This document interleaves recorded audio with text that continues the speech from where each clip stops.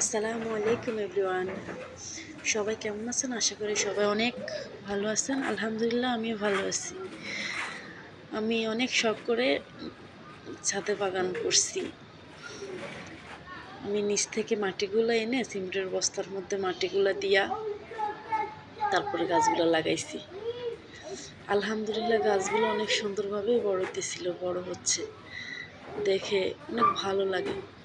আমার যখন মন খারাপ থাকতো আমি তখন গাছগুলো দেখলে আমার মনটা কেমন জানি খুব ভালো হয়ে যেত। এখানে লাউ লাউ গাছ লাগাইছি, মাশাআল্লাহ ভালোই লাগতেছে দেখে। লাউ গাছ লাগাইলাম, তারপরে আমি লাউ গাছ আমার কিনে এনে লাগাইছি। মরিচ গাছগুলো আমাদের নিজের করা, বেগুন গাছগুলো আমি নার্সারি থেকে এনে তারপরে লাগাইছি। ছাদে আবার আমাদের কবুতরও আছে, এই যে কবুতরগুলা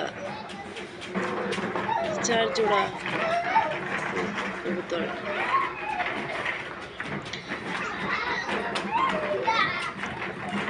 যে আমার বাচ্চারা ছোটাছুটি করতেছে, তাদের ভাঙা একটা হুন্ডা নিয়ে তারা মজা করতেছে। ভয়ও লাগে চারপাশ খোলা, যদি পড়ে যায়।